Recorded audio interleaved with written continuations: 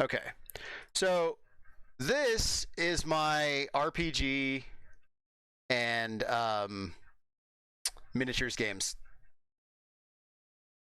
shelf.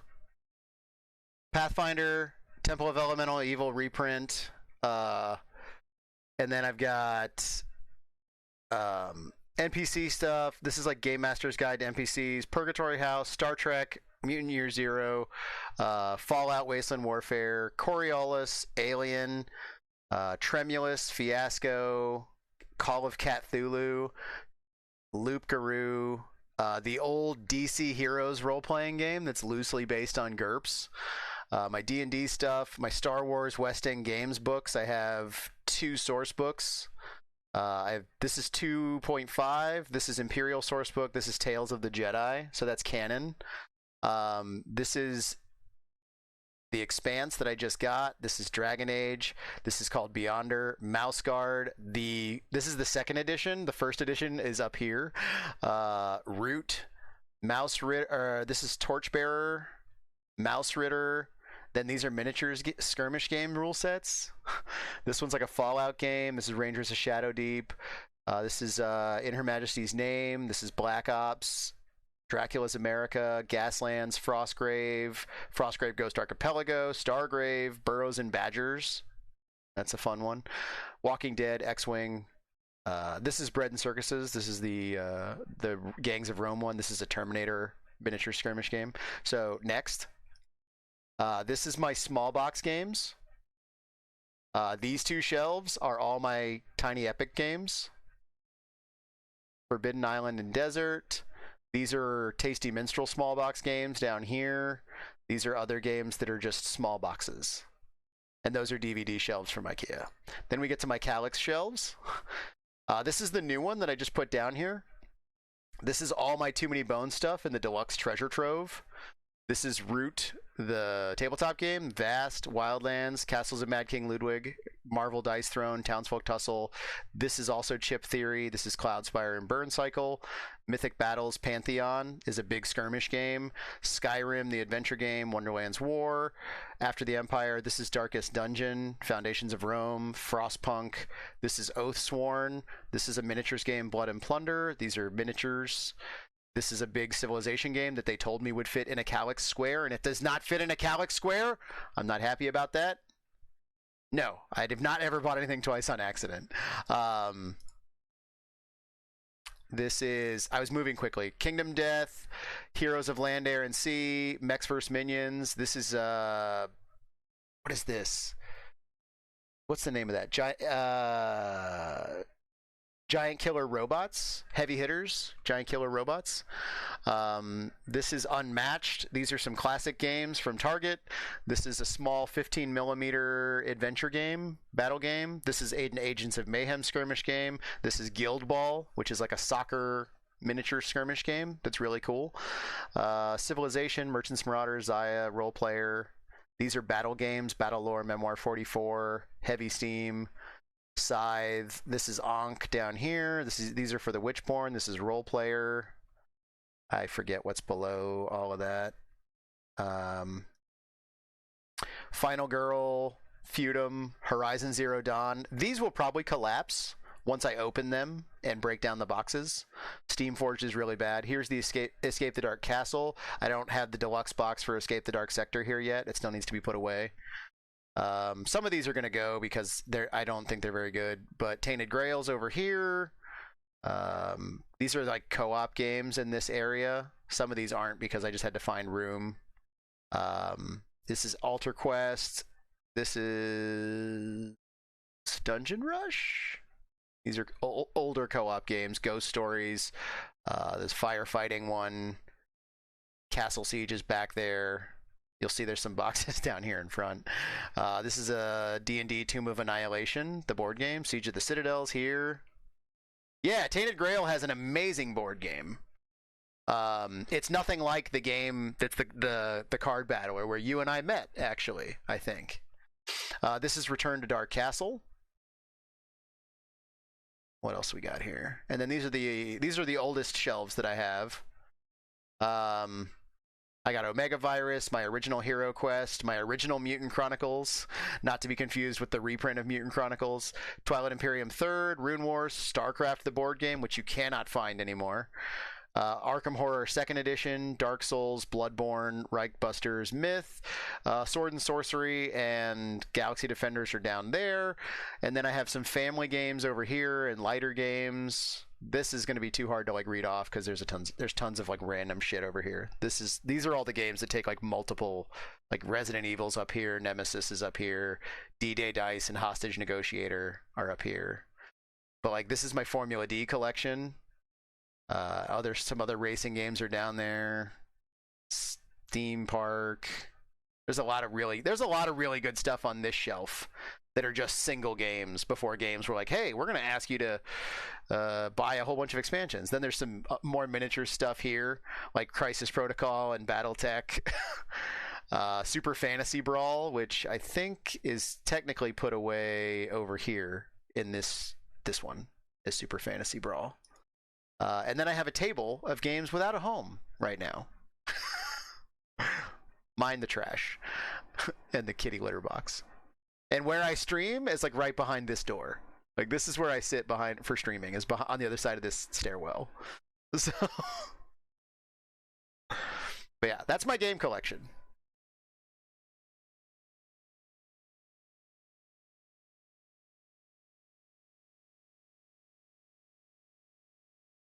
It's a thing. And there's some on a table waiting to find a home. I kind of need to find some that I don't want to play, but it's hard because like my kids are just getting into games, and I don't want to get rid of a game that they would enjoy. You know whose basement to rob? Fair. So some of them I need to like take a hard look at, or like if they don't land well the first time I play them, out they go. Like.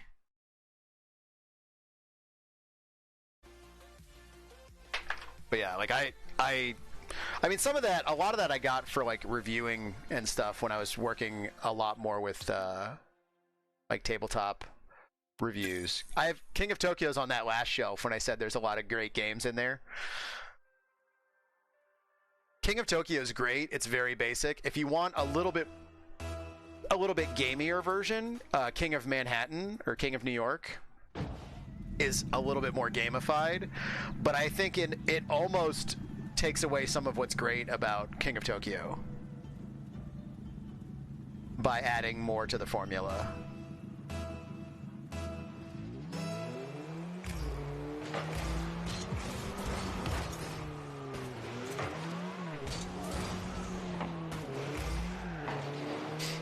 I was gonna say, if that went in, if I like came back after like a half-hour discussion about board games and just like laid that down. I don't have Red Dragon in. My groups were usually like we were usually like 3 to 4 players, and I don't know, the people that played it at the game store that I like did my gaming at were always loud and obnoxious, and so it just, I don't know, it didn't appeal to me. I see the appeal, but I was like, that's not the kind of game I'm going to get to the table. And I have a couple like that. Like, I think games that do negotiation can be really hard to do well. Like backstabbing and negotiation and stuff. But I have a game. Oof. What a save. But I love Coup. Coup is fantastic. Whoops, sorry. Yeah, Coup I would call more of a hidden roll game than a negotiation game, but yeah. Coup is great. I also have the Resistance Avalon, which is the like King Arthur version of the Resistance. So like, I mean, obviously, like, I wouldn't call it a negotiation game, but like negotiating for resources in Catan, for example. But there are other games that rely much more heavily on like negotiating and like trading items between players. Like, there's a Spartacus board game that like really kind of requires that to function. There's a mob game by Tom Basil of the Dice Tower called what is that called? Nothing Personal. And like it's really hard for it to land well with a group because the idea is that you like do some negotiation and you do some backstabbing. But like, because it hams that up so much, you'll get like some impish player that's like, oh, I'm not going to keep my word for anything, you know? Because most people don't realize that for a trading game to work really well, like, you have to make the trade worth it to the person you're trying to trade with. Like, nobody's going to trade with you if it's clearly a bad trade. You have to be willing to give up something that at least seems like you're giving something up. And most people aren't good at that, you know? Most people aren't good at wheeling and dealing. And most people aren't good at making like a good offer. They're like, hey man, I'll give you 2 wheat for 7 of your sheep. And it's like, yeah, no, get out of here. You know, like it's not even a good deal.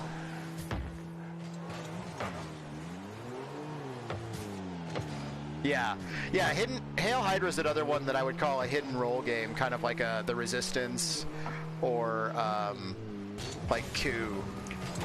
Oh, I didn't get my second jump.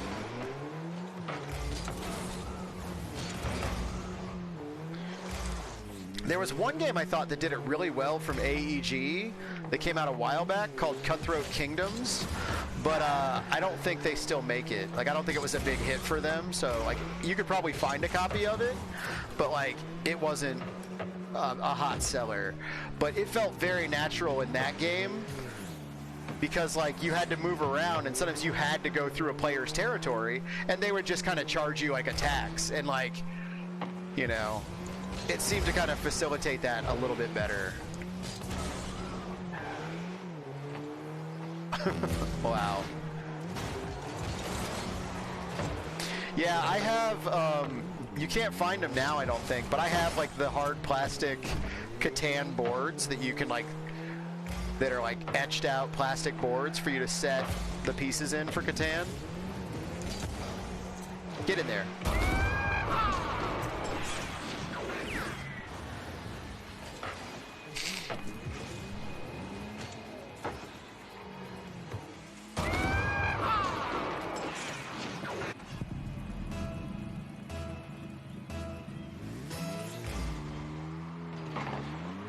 But like a lot of those big games with miniatures, like I'm not even sure how well I'll like them. The nice thing is because they have all those miniatures, they'll probably keep a lot of their retail value. Oh boy. Because they're in functionally new condition, you know. You get somebody to pay for their own no, these are hard plastic, not wood. I think they made some that were wooden. But I think the company that made them stopped making them. But like if you Google Catan boards, you'll probably find some evidence of their existence.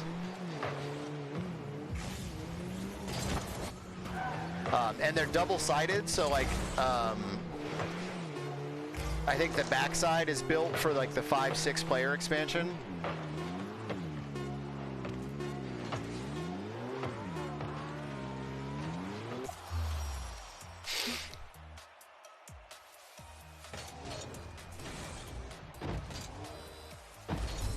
Have you ever played Kingdom Death? Have you ever played Kingdom Death, Jeff? Yeah, you just kind of set them in, and it's like it's a nice inlay that holds things from shaking around and stuff. I've only actually used them a couple times because I actually haven't played Catan that often. Like I have so many games, and that's what I've tried to do. Like I went through a phase, the pandemic. There was a lot of like anxiety spending, so like I don't back that many games anymore. I really don't, mainly because like, but I told my wife, I was like, yeah, I know there's too many games in the house. I stopped backing, but like with the pandemic, I have like probably 20 or 25 projects that like slowed down, and like they just keep coming, And it's like, I'm not backing that many anymore, but they just keep coming, you know? Because there's sometimes a 1.5 to 2 year delay between backing and arrival, like, I have a lot of things that, like, it's like, I promise I'm not backing that much.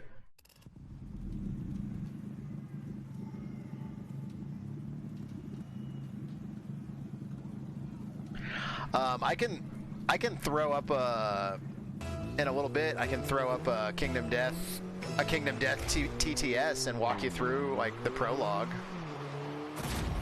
I've got a really good mod for it. It's a massive.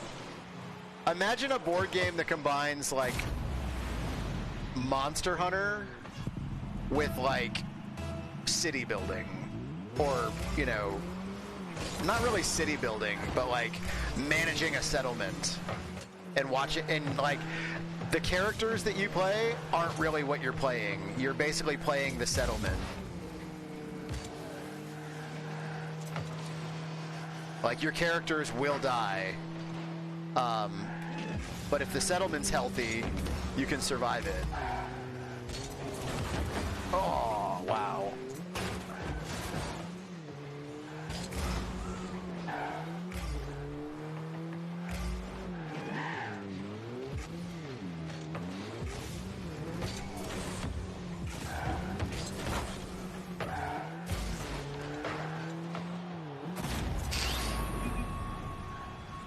Yeah, it's like a $400 board game if you pay full price for it. When they went to Kickstarter the second time, I scoped and was able to snag one of the like limited. There were only like 200 of them available, but somebody upgraded from that pledge to a different one and like vacated or realized they didn't have the money and canceled their pledge. And like one night I was checking before I went to bed at like 1:30 in the morning, and I snagged one of the $200 pledges. So I got it for $200. And I have since proceeded to spend a lot more getting expansions for it. But I buy everything. Every time I buy something for it, I buy it when I can basically get it for half price, and it's still expensive. Because it's all HIPS hard plastic. And it's well produced.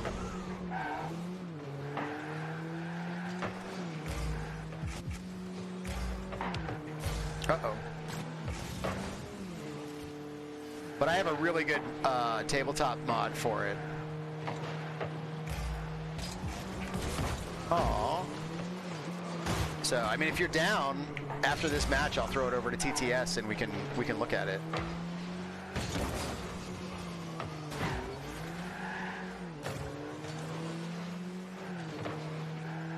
I mean, for some people, it's a lifestyle game. It's not. I mean, it is, but I'll be doing most of the heavy lifting.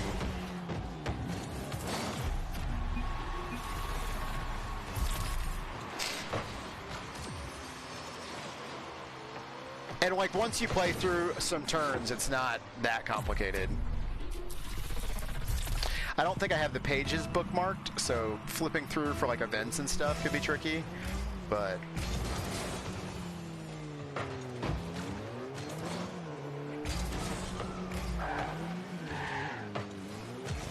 it's really cool. Like the creator of the game like knows that there's basically a fully featured, like it's got like scripting to manage stuff for you in the game. Like it's a full featured mod of the game, and like he doesn't get it taken down because it's not hurting his sales. Like even at $400, he still sells out whenever he has a print run, because the people that want it, like they want it. Like, and he knows that that's a lot for people to pay without ever playing it. So it's like he kind of like tolerates its existence.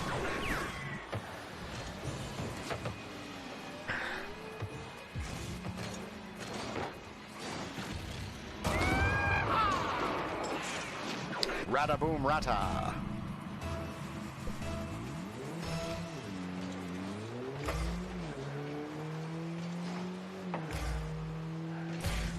Man, you mentioned Blades in the Dark earlier.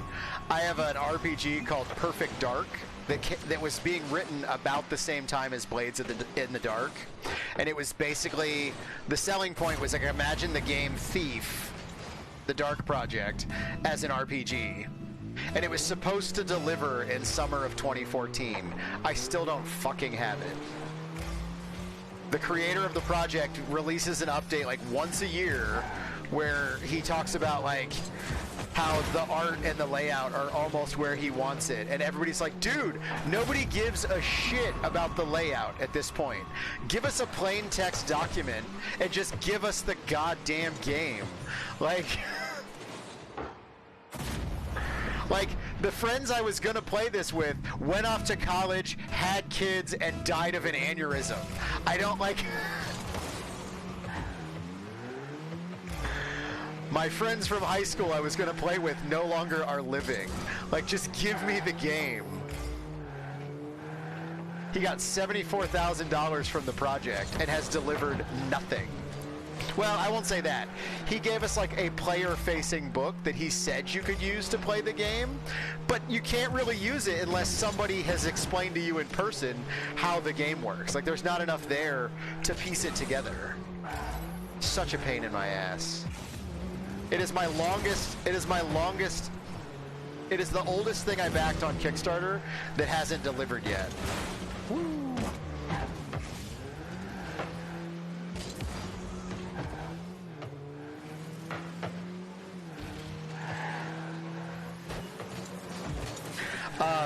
When I was telling an industry professional who owns an RPG company at Gen Con, I was talking about, we were talking about like shipping delays and, the state of things like Kickstarter. And I was like, yeah, my biggest Kickstarter black eye right now is a project by Will Hindmarch.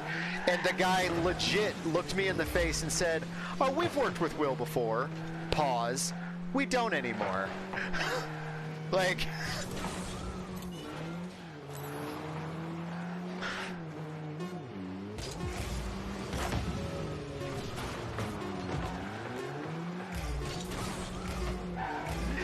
And like, I mean, I guess I would call this guy's company a small company, but like, he's got like 6 published games and they're all very popular. So like,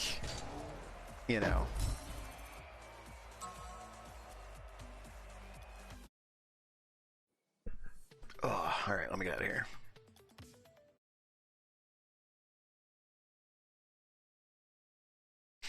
No. Let me type in here, please. Thank you.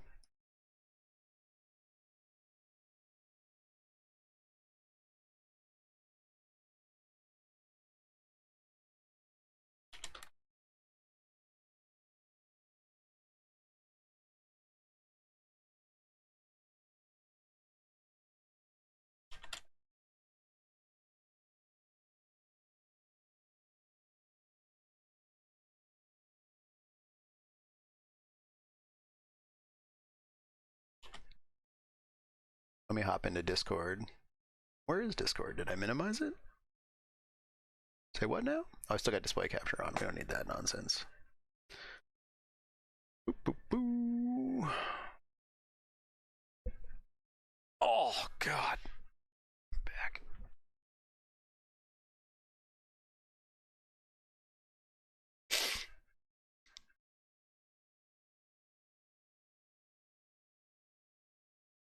My poor back.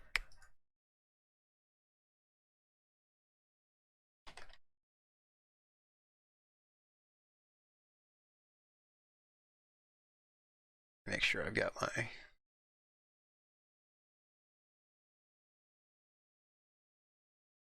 Yeah, we're good. Okay.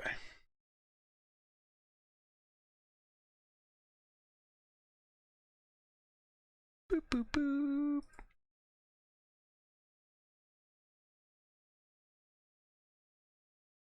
Bum, bum, bum. Bum, bum, bum, bum, bum, bum.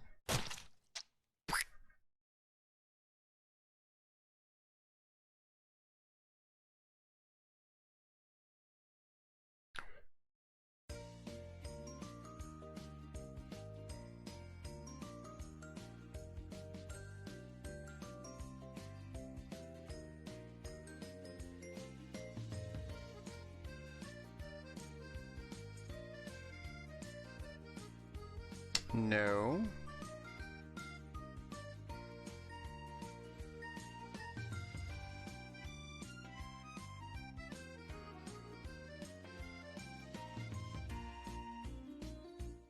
Can I invite you into here? Oh, there you are. What's up, dude? Hey. All right, let's see here. Multiplayer. Oh, I just saw the thing about Space Engineers. Dude, Space Engineers is fantastic. It's one of my favorite games.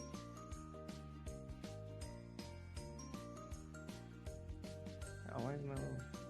I know, I'm lying. All right. Let's see here. I'll invite you in. Oh god, so much of my stuff needs to be updated. My text box on the bottom left is just going bonkers because I haven't loaded this up in like forever.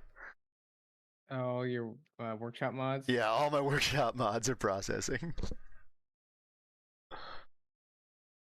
Yeah, I haven't played tabletop in a while. One of my friends was talking about he bought the Kickstarter to the new Exploding Kittens thing, I think, maybe? Is it still loading? Oh, I just tab back to the stream and holy crap. Yeah. Do I have to... Is it loading in the background or do I have to make it again? Probably because it was loading. I have to make it again. I have no idea. It's still going. Okay. It's not letting me create. Why isn't it letting me create a server?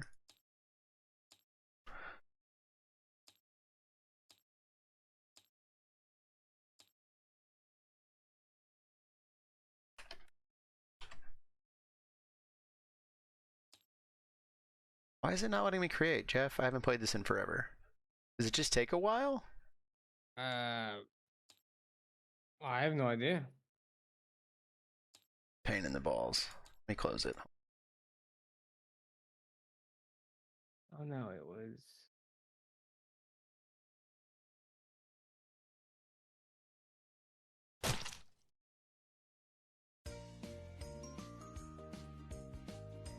Oh, there's 128 workshop thumbnails to download. Oh. Well, that's gotta be nice. There might be some stuttering during this time. That explains it, probably. Oh, I don't need the tutorial. Get out of here with this nonsense.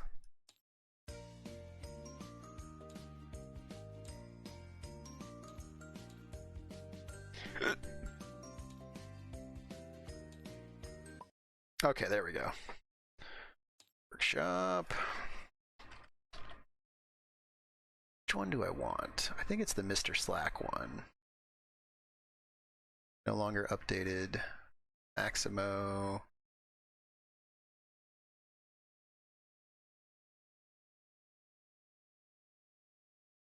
Let me look at my save and loads. Does it tell you like which mod you were using at that time? No, I don't think it does. I have no idea. It's been a while. Because I have like, there's like 4 Kingdom Death ones that I've got. Oh. I think I want the one by Mr. Slack.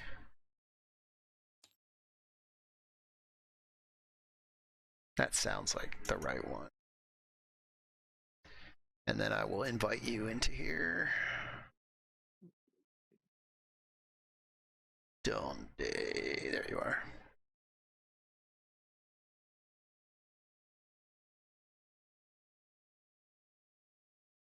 Oh, here we go.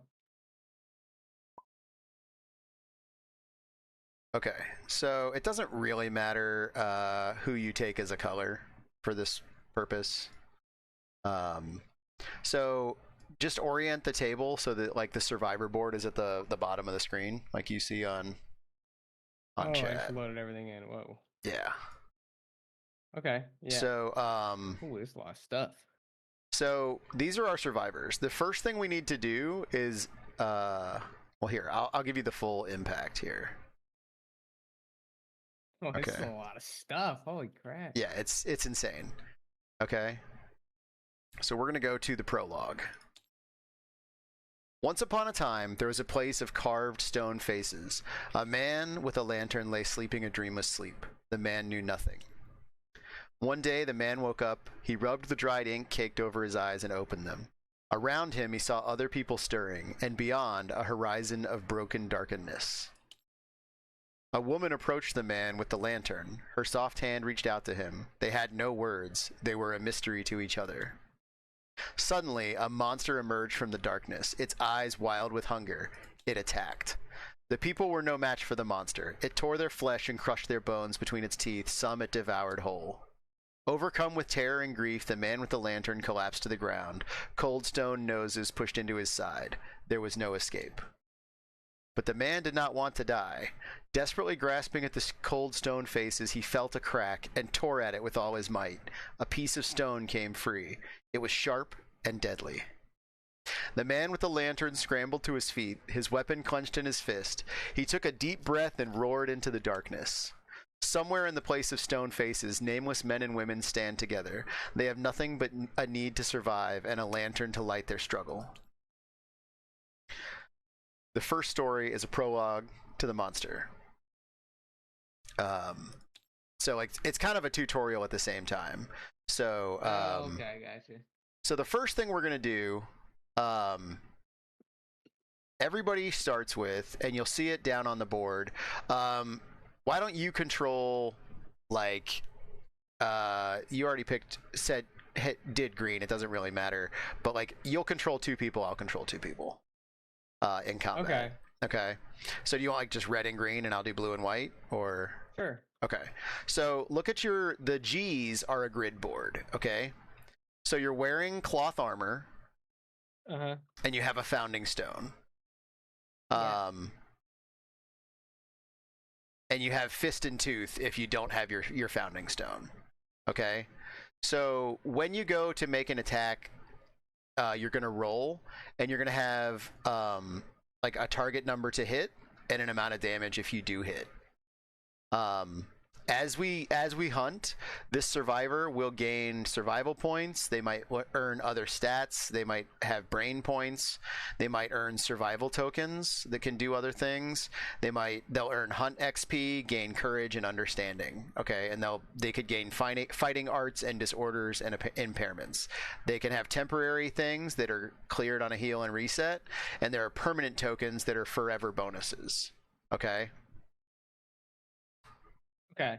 So that's your character board. That's a lot of stuff. Yeah. So I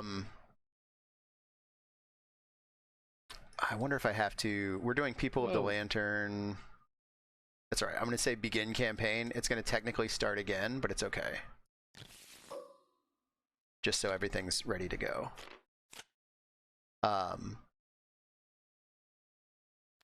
So I don't need that. Don't need that. Good thing you're telling me how to play this, because I would be so lost. Yeah, it's not as bad as it looks, but it looks like there's a lot of moving parts. Yeah, so I usually just take the note cards that I think I might need again and put them over here, out of the way. So we're playing the base game. If you look up here where it shows like Dragon King, Dung Beetle, Flower Knight, these are all expansions you can buy. Okay. The Dragon King and the Sunstalker are full campaigns, or they're monsters that you can add in. Most of the others are just various monsters or scary creatures that you can add into the game. Okay.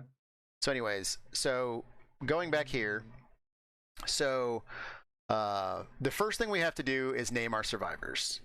Okay. By default, there are 2 female characters and 2 male characters. I usually pick like a board game or a TV show. So I'm gonna name my 2 Buffy and Angel. Over here on blue and white. Okay. And then So you can name those too. And then your survivor gains 1 survival. So add 1 to the record sheet where it says survival. Click the plus button on your sheet in the upper left corner. So up here, right above the name. I gain 1 survival. Yeah, and just 1 survival for each of them. Yeah. Oh, it doesn't seem to work.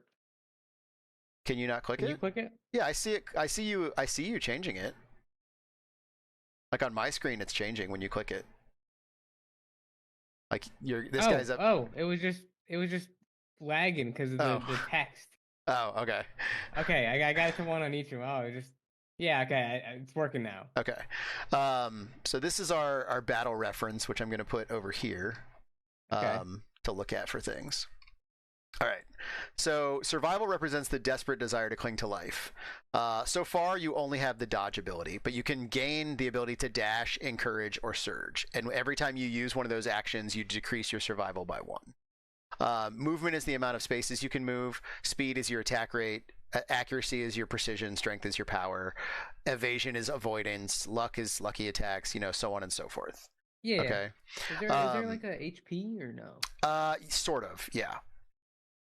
So your movement, you can't move diagonally. So you got to move over and up if you want to move diagonally. And then when you take hits, you're going to roll, and it could hit your head, arms, body, waist, or legs. The cloth starting gear that you start with is 1 armor point at the waist. And that decreases the damage by 1? Yeah. So, and you can see that at the top above your grid thing where it says head, arms, body, waist, you have 1. Now this is a scripted one. So look what happens if I take off your cloth. Oh, that's very useful. It's all scripted. It's amazing. Okay. So the brain location is your mental fitness. So sometimes you can die from insanity and not die from wounds. Okay, so we start out dumb? Well, you're just basic. You're not dumb. Okay. The founding stone. Can it go into negative? Yeah, and that can be bad. Oh, okay, I got you. So you can spend your survival, I think is that thing, to sling the stone from anywhere on the board, which does an automatic critical hit on the monster.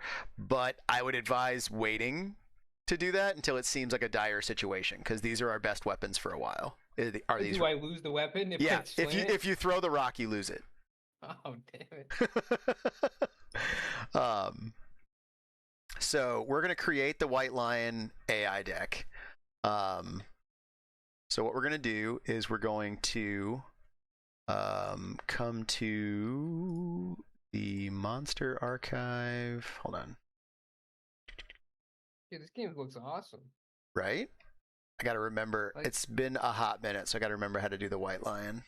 Yeah.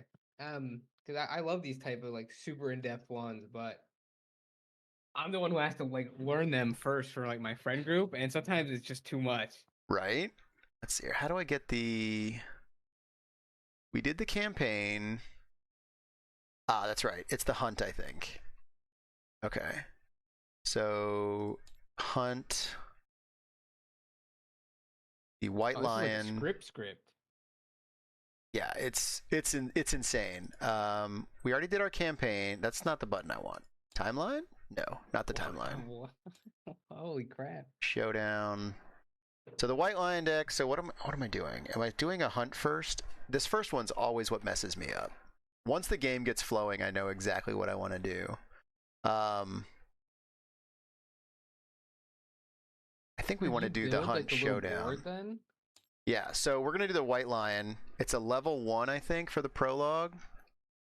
I hope so. I got a rock, dude. Right?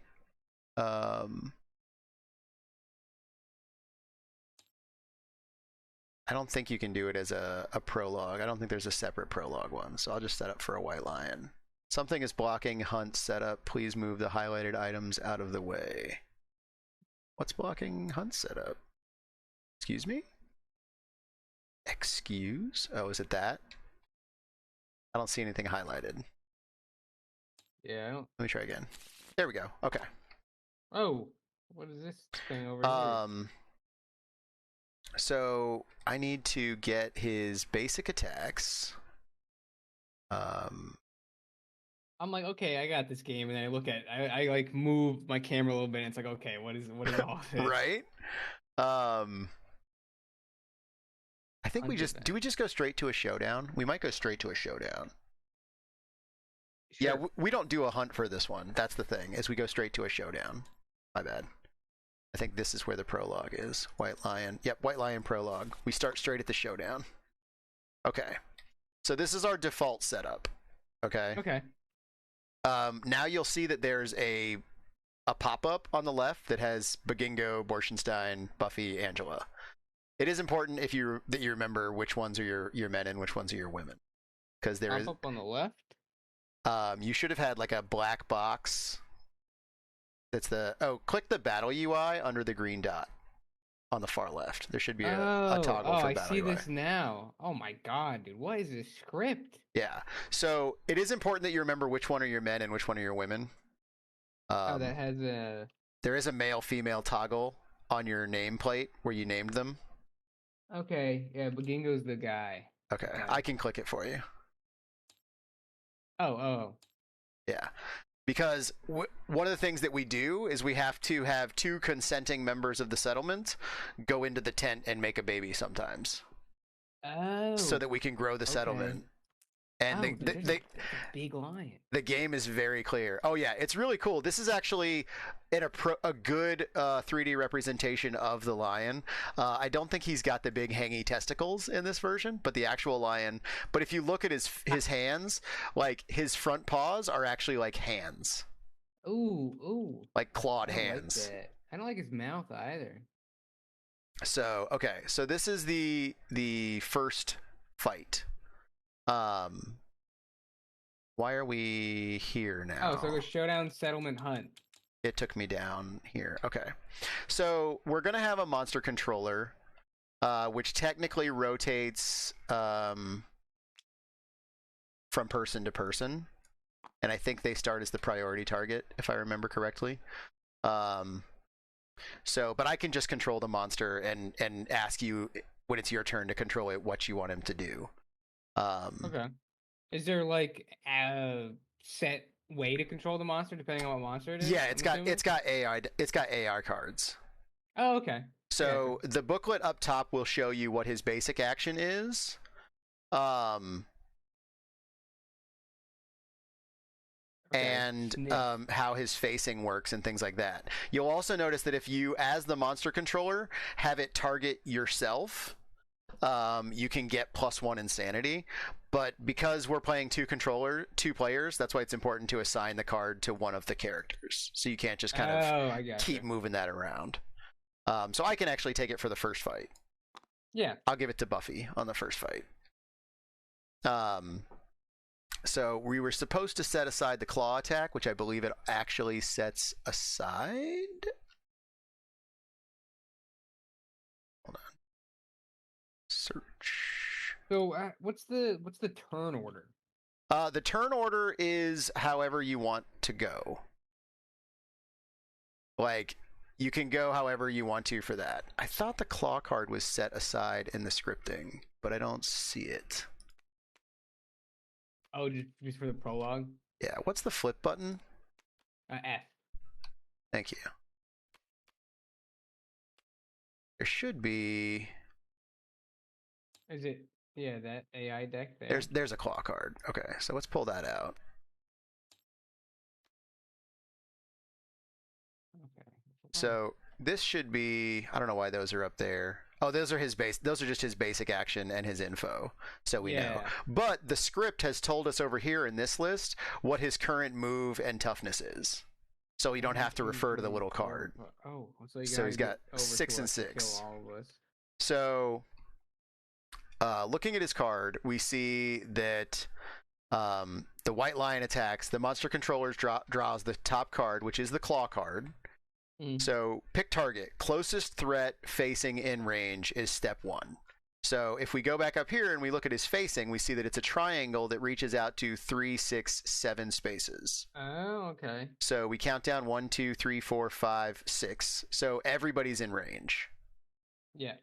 So what I'm going to do is have him go 1, 2, 3, 4, 5.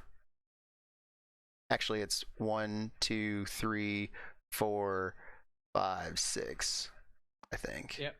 And he's going to attack Angel with his claw attack. So, in the case of claw, the first item to pick target is the closest threat facing in range. So everyone's basically at the same range, so we get to choose as the monster controller. I could have had him actually. Okay. I'll have him come in and attack Buffy, so we get the point of sanity. So Buffy's going to get a point of sanity for doing that, and then he's going to do his attack. And that's the little card he's got? Yeah, so that's his claw attack. So now he's going to attack, so we're going to follow the attack profile on the card. The claw's attacks profile has 2 speed, so he's going to roll 2 d10 to attack. So we use these black dice for him. Mm-hmm.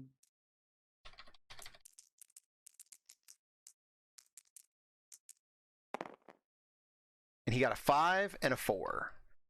So, and we see that accuracy is what he needs to hit, and the claw has 2 accuracy. So anything that's over a 2, he hits on. So he gets 2 hits. Lower the better. So he gets 2 hits on Buffy. Okay. So now I grab these dice. And that's the what body part? Yeah, and so that's a body and a legs. And let me just make sure I'm doing this right. There are any hits, the target suffers damage equal to the damage listed on the attack profile. This damage injures survivors. Roll the hit location dice once for every hit. So a claw attack does 1 damage. So we took 2 hits, we rolled 2 damage. That's a body and a legs. Unfortunately, we can't do much about that. I can dodge one of the hits by spending my survival, which I'm going to do. Okay. So you get to pick which one you want to dodge? Yes. So let's see here. I need to remember. He doesn't have. Is there any after a damage effect on this? It doesn't say. No, it doesn't. So okay, so speed 2. Speed is how many dice he rolls. Apply damage from all hits. The damage dealt. Resolve this damage. Reducing armor points location to 0 does not cause the armor to be discarded. Injury levels can only be filled once and cannot be used to reduce. So because I'm taking a damage, I'm going to take a damage to the legs. So I've taken. Oh, no, that's the wrong character. Oh, sorry. Yeah, that's Buffy. Or that's Angel. So I'm going to take a damage to the legs, and I'm going to dodge the body blow. Okay, what is the L? The L means you're taking a damage? The L is like a light injury. And for our purposes right now... It's heavy. Yeah, for our purposes right now, it's just like, all right, so we soaked that, basically. Yeah. Injury levels can only be filled once and cannot be used to reduce damage again. When a heavy injury level with a bolded box is filled, you're knocked down. And if you take damage to that place again, you have to roll. So when a survivor's hit location... roll what? So when a survivor's hit location has no remaining armory points and all injury levels are filled, that leads to a severe injury. So actually what I should probably do is not use my dodge because I've got an injury to give. So when you roll... Okay, so that's like a freebie for right now. So come over here to the left. There's these black cards. Okay, yep. So if I roll a 1 or a 2... and it's my severe injury to my arms, I die of shock. Oh. Yeah. It's okay. Oh, it's like a dude. This is like one of the systems. I have a death and dismemberment table. And yeah. This reminds me of it. So, and if you get 5 bleeding tokens, you die. All right. So now that's basically the end of his attack. So now we're going to go to the survivor's turn. Each turn, every survivor has an act. Each survivor takes their acts one at a time. There's no set order. Players should decide their order strategically. So what you want to remember is one of the big things is that there is a rule for attacking from behind. Okay. I'm trying to remember what it is. But basically, you get a movement and an activation. These can be spent in any order and are not cumulative. When a survivor finishes their act, they lose any unspent movement or activation. You can't divide your movement up. They want us to attack with the founding stone. I want to say... Sorry, I know most of the rules, but there's a few just at this beginning. I don't want to tell you wrong, because then it'll just be in there forever. Yeah, it's okay. So the spaces behind the monster are the blind spot, and they gain a +1 accuracy when attacking. Okay, so you get an extra hit, basically. You get an extra point to your chance to hit. So I think I'm going to have Angel... Why does it say Angela? I don't know. Probably because I went to move the camera and I was still in the text box. So I have a move of 5. So I'm going to go... And this shows me basically where I can get to when I pick up my character. So I don't have to worry about counting it out. And then I'm going to rotate around. Because facing is important to an extent. Okay. I think it's mostly for flavor. You can face free? That's just... Yeah, just mouse wheel. Just hold it in mouse wheel. Okay, that doesn't cost any like movement or whatever? No, yeah. Wait, and how much movement do you get? 5 points. Oh, 5. It says it with that move. I got you. So now I'm behind. So I'm going to make my attack. So how do I read the item, like the founding stone? How do I read those 3 numbers on the left? So the top number, the 2, is your speed. So you're going to roll 2 dice. And that's shown in the battle UI by a little like D10 icon and 2 dice. Okay. Oh yeah. And then you have an accuracy of 7. So that's the target. So I gotta get 7 or above? Yeah. Oh, that sucks. And then why the lion get a 2? Because he's a monster and you're just a weakling. Oh, okay, fair enough. He's a lion. And if you get a hit, you roll to hit, which I might have skipped on the monster. No, I don't think he has that phase. I think he basically auto hits. Like we have to roll to wound if we make a hit. So I'm attacking from behind with the founding stone. I'm not chucking it. I'm just attacking with it. So I have 2 dice. Let me kind of clear up the monster's dice here. It gets a little unwieldy because there's so many dice. Usually I just use the same ones.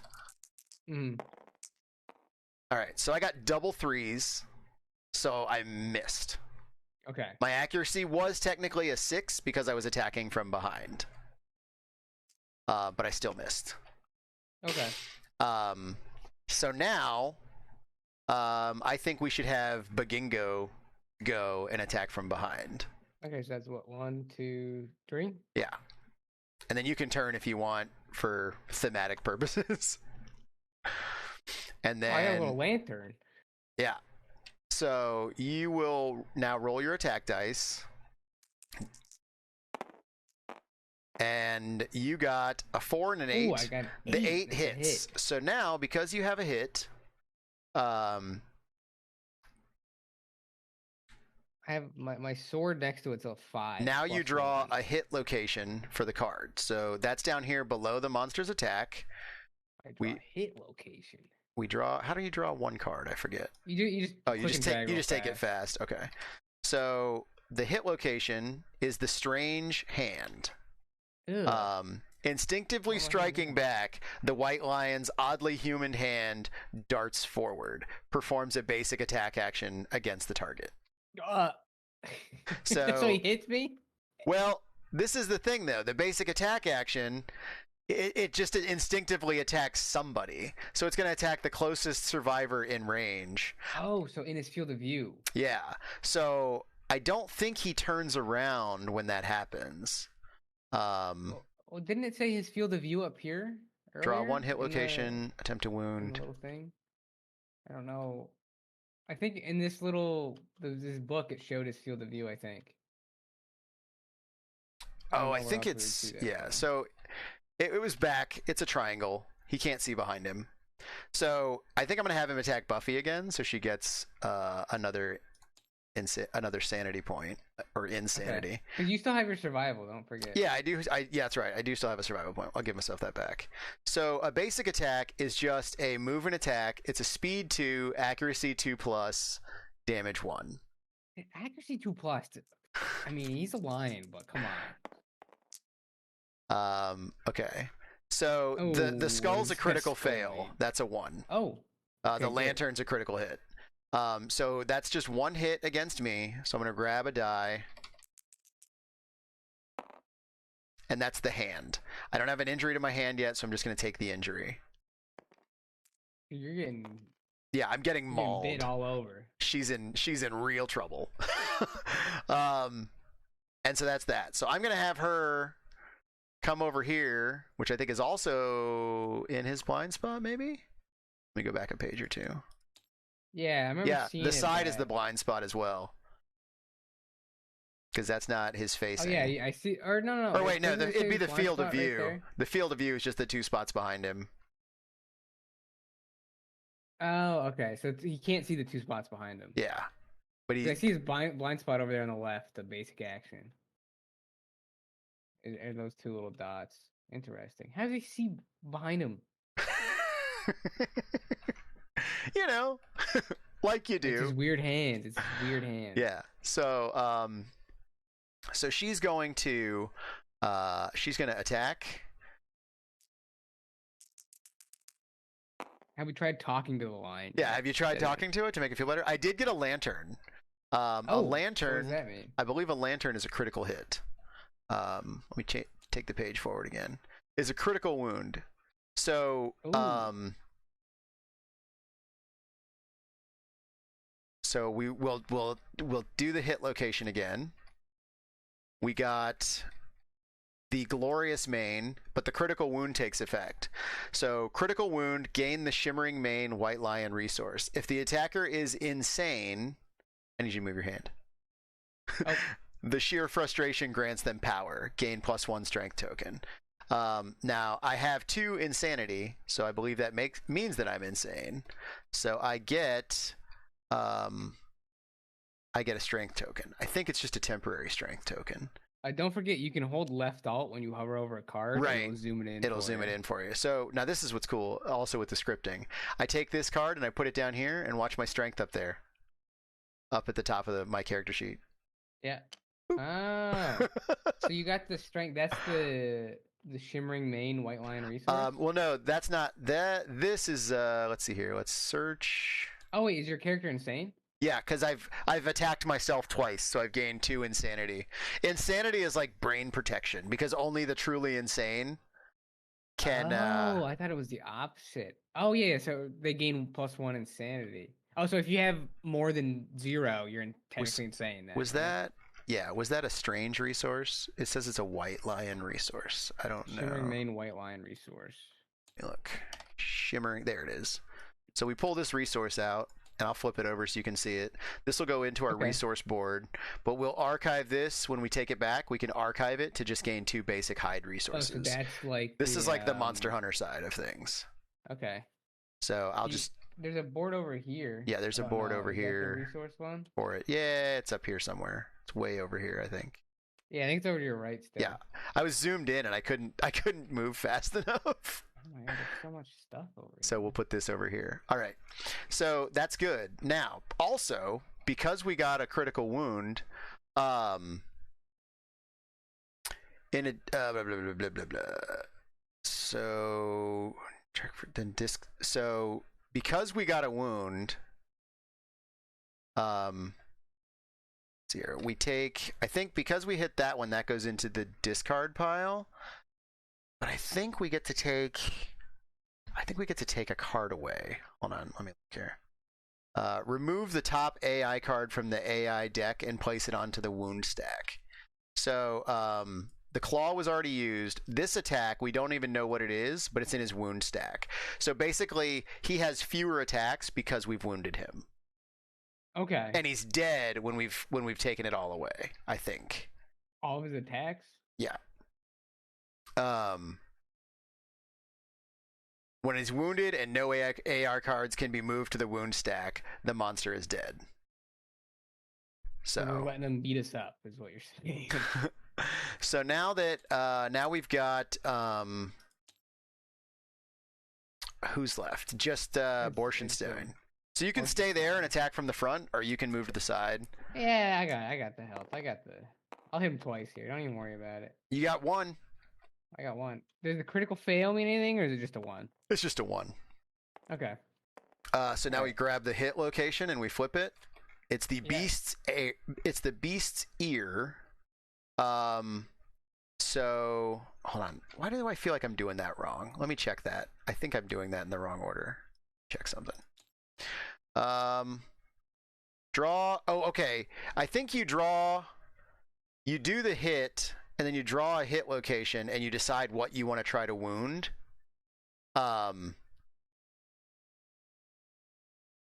So because we didn't do a crit, now you have to decide. So you got one hit, and so we have one hit location, and now you're going to try to wound. So you're going to roll. Okay. You're going to make a strength roll, which is 1d10, and adding the strength of your weapon, which is a 1. So you have a strength of 0. Okay. So the founding stone strength is 1. Normally it's a base 6. So because you have a 5 shown parenthetically as a +1 to your base 6, if you roll a 5 or higher, you wound the monster. Oh, okay. Oh, now the failure part only happens on failure. So you didn't fail. So you hit him. So I wound him. So we take another card away and put it in the wound stack. Oh, okay. That makes sense. That I get that now. Yeah, okay. So now all of us have acted. Now it's his turn. So now we go back to his turn. So somebody else is the monster controller this round. So do you want it to try to generate some insanity? You want to give it to Borstenstein? Sure. Yeah, I'll let him hit the okay. Borstenstein. So now it is the monster's turn.